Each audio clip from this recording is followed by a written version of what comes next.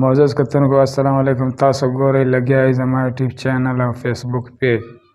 شاتنۍ ویډیو کې ریلیټیو پروناون هوم په باره کې زده کړي دي او نن ریلیټیو پروناون هوز په باره کې به زده کوو. معزز کتونکو دا ویډیو د هر کلاس طالب علم کاوه ریګولر وي یا پرایویټ په اساني سره انګلیش یا انګلیش ګرامر زده کولی سي. راځئ چې شروع یې کړو. Structure number 8. The use of whose in present indefinite tense. The whose استعمال په present indefinite tense کې.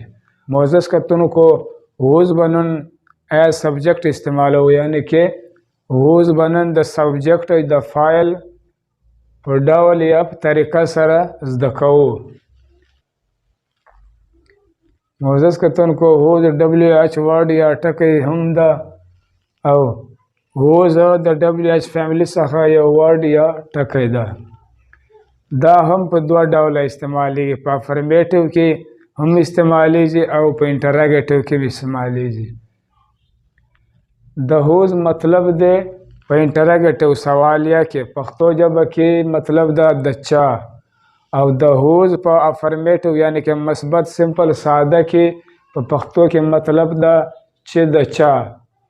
دا په دوو طریقو استعمالیږي، انټراګیټیو سوالیه کې او په افرمیټیو په مثبت سمپل ساده کې استعمالیږي، په دواړو کې استعمالیږي. whose سبجیکټ هم دی او آبجیکټ هم دی. مطلب whose چې ده دا په سبجیکټ کې هم استعمالیږي یعنی کې په فاعل کې هم استعمالیږي او په آبجیکټ کې هم استعمالیږي یعنی کې د مفعول په حالت کې هم استعمالیږي. په دواړو حالتونو کې د جملې په شروع په سٹارټ کې لګیږي او چې کله whose په جمله کې سبجیکټ وي نو په جمله کې د الفاظ طریقه به د who د جملې په شان یعنی کې د ساده جملې غوندې وي، او چې کله whose آبجیکټ وي نو بیا به د الفاظ طریقه د whom د جملې په شان وي. مطلب د whom د جملې غوندې وي. whose چې کله په سنټنس یا په جمله کې سبجیکټ استعمالیږي نو د هغه طریقه به د who غوندې وي یا د who په شان به د دې سنټنس یا جمله جوړیږي. او چې کله whose په سنټنس یا په جمله کې آبجیکټ وي نو د دې د سنټنس یا د جملې د جوړولو طریقه به د whom غوندې یا د whom په شان باندې، لکه څنګه چې whom په سنټنس کې یا په جمله کې طریقه وي نو د whose د as آبجیکټ طریقه به هم د whom په شان یا د whom په ډول وي. چې کومو خلکو یا طلبه زما شاتنۍ د who او د whom په ویډیوز کې سټرکچر زده کړي وي یا زده کړي دي، هغوی دپاره د whose جملې ډېرې اسانه دي. مطلب دا دی چې کومو خلکو زما د who والا ویډیو یا د whom والا ویډیو زده کړي دي یا کتلي دي نو هغو دپاره به بیا کوم چې whose طریقه ده as سبجیکټ او as آبجیکټ نو هغو دپاره بیا ډېره اسانه ده. انټراګیټیو اگزامپل سوالیه مثال یا مثالونه. whose brother learns grammar. د چا رور ګرامر زده کوي. معزز کتونکو په دې کې whose brother چې ده دا سبجیکټ دی یعنی کې فاعل دی، دا ما ابریویشن مخفف لیکلی ده سب. نو whose brother چې ده دا په سنټنس یا په جمله کې دا سبجیکټ ده، او دې نه بعد بیا ورب لګېدلی ده نو دا د ساده جملې غوندې ورب لګېدلی ده، ایس اضافه هم ورسره سوې ده. او ګرامر چې ده دا آبجیکټ دی نو داسې سنټنس یا په جمله کې به دا کوېسچن مارک سوالیه نشان لګول ضروري ده. whose brother does not learn grammar.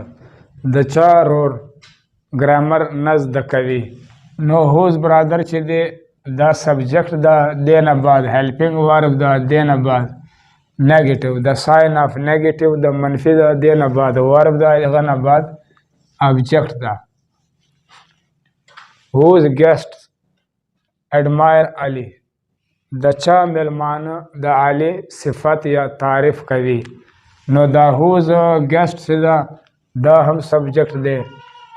admire چې ده دا verb دی. علي چې ده دا object دی.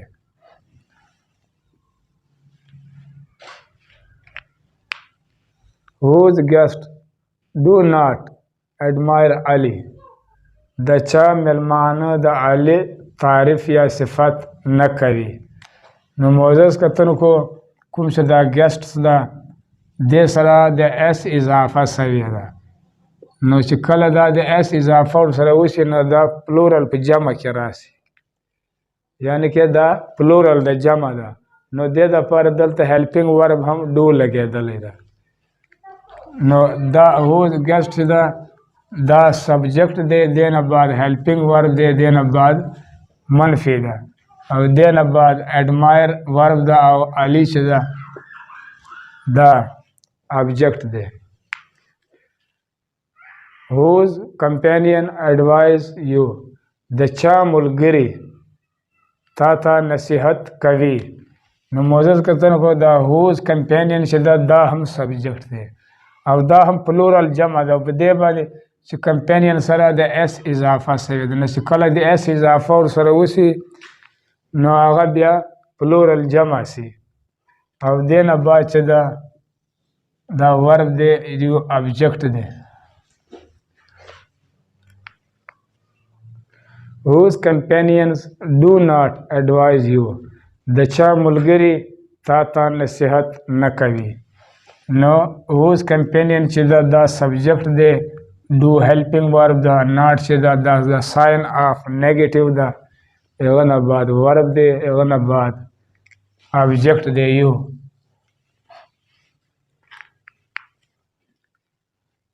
affirmative example مثبت سمپل ساده مثال یا مثالونه.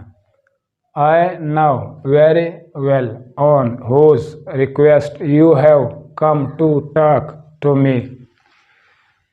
زه ښه خبر یم چې د چا په درخواست باندې ته راغلی یې ما سره خبرې کولو دپاره، یا زه ښه خبر یم چې د چا په درخواست باندې ته ما سره خبرې کولو دپاره راغلی یې.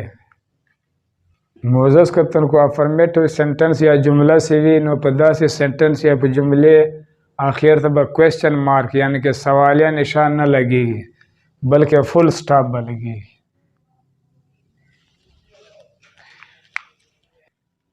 He is the man whose bike was stolen today. هغه سړی ده چې د چا موټر سایکل یا سایکل نن غلا شوی و یا ورک شوی و. نو داسې سنټنس یا د جملې آخر ته به فل سټاپ لګېږي کله د افرمیټیو ساده وي. I spoke to a friend whose uncle is a lawyer. ما خپل ملګري ته وویل یا ویلې دي چې د چا تر یو لایر یعنی کې وکیل دی یا قانوندان دی.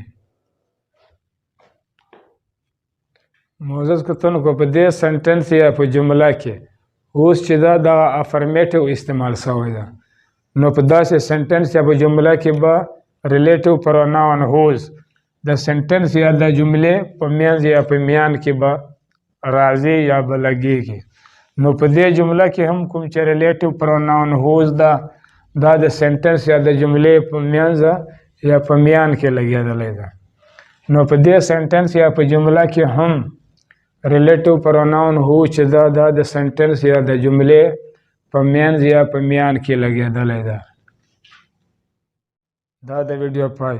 معزز کتونکو زما یوټیوب چینل سبسکرایب کړئ او په آل باندې ضرور کلیک وکړئ او ورسره لایک یې هم کړئ. انشاءالله مخکنی ویډیو کې به هوز ایز ابجیکټ بس د کوو تر هغه پورې د الله په امان.